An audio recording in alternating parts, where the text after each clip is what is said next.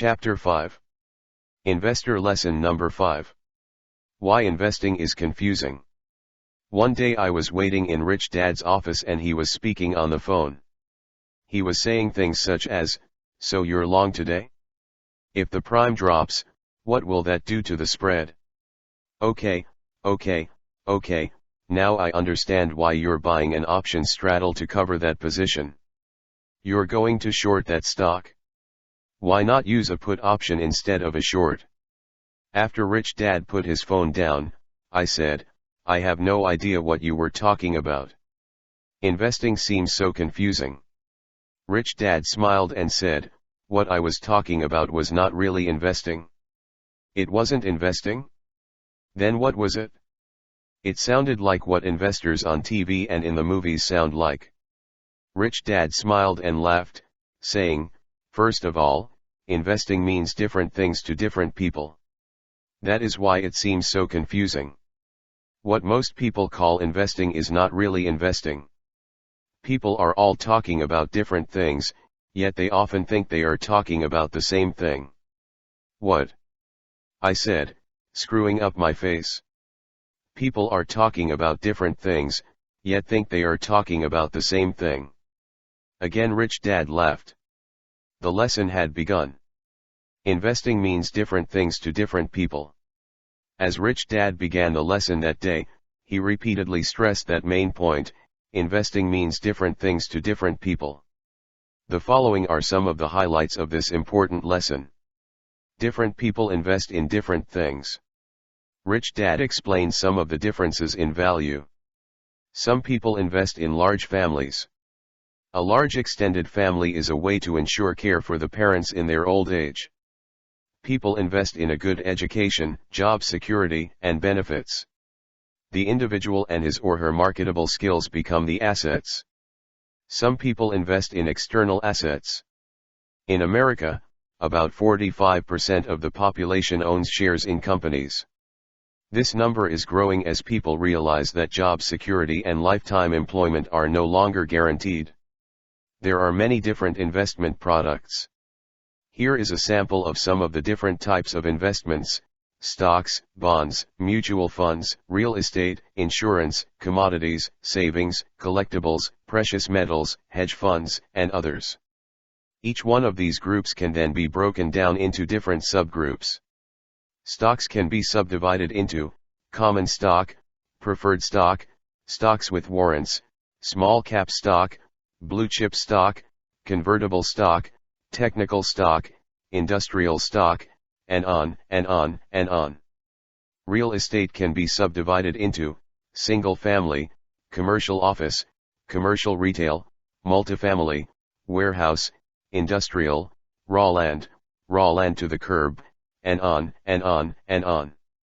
Insurance can be subdivided into whole, term, variable life, universal, variable universal, blended, whole and term in one policy, first, second, or last to die, used for funding buy-sell agreement, used for executive bonus and deferred compensation, used for funding estate tax.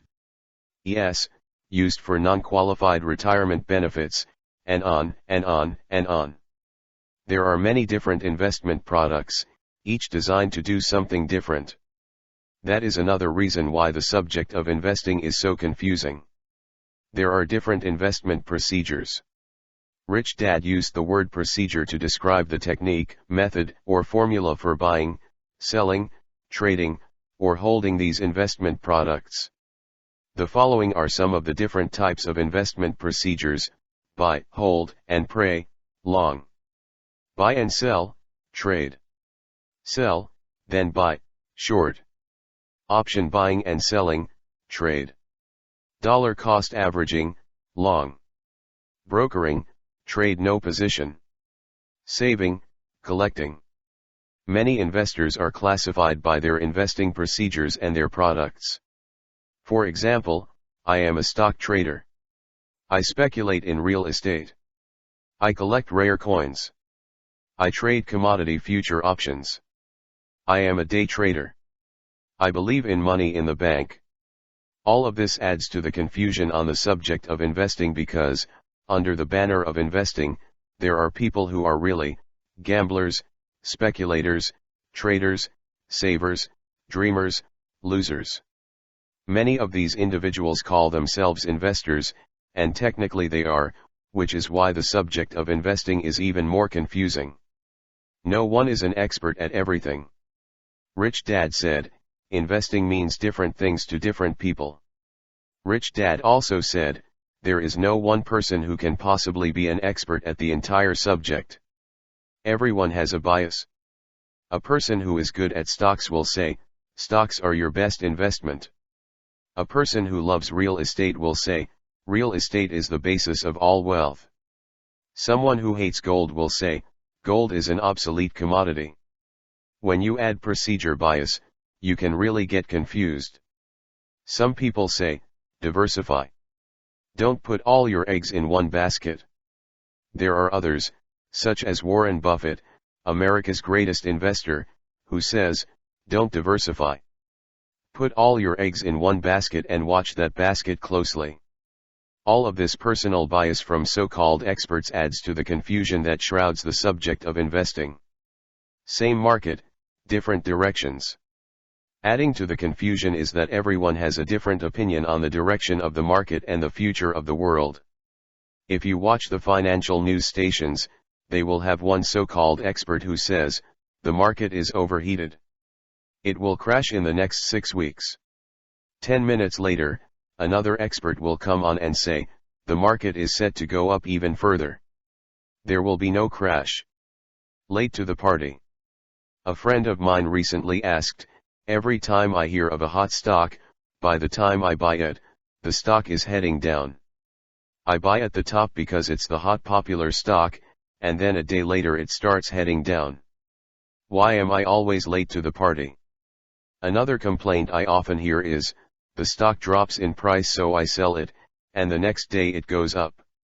Why does that happen? I call this the late to the party phenomenon or the you sold too early phenomenon. The problem with investing in something, because it's popular or rated as the #1 fund for the past 2 years, is that real investors have already made their money in that investment. They were in it early and got out at the top. For me, nothing is more frustrating than to hear someone say, I bought it at $2 a share, and it's now at $35 a share. Such stories or hot tips do me no good and only frustrate me. That is why today, when I hear such tales of instant wealth and fast money in the market, I just walk away and choose not to listen, because such stories are not really stories about investing. This is why investing is confusing. Rich Dad often said, investing is confusing because it is a very large subject. If you look around you, you'll see that people have invested in many different things. Look at your appliances. Those are all products from companies that people invested in.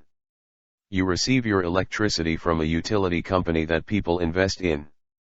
Once you understand that, then look at your car, the gas, the tires, seat belts, windshield wipers, spark plugs, the roads, the stripes on the road, your soft drinks, the furniture in your house, the shopping center your favorite store is in, the office buildings, the bank, the hotels, the airplane overhead, the carpet in the airport, and so on.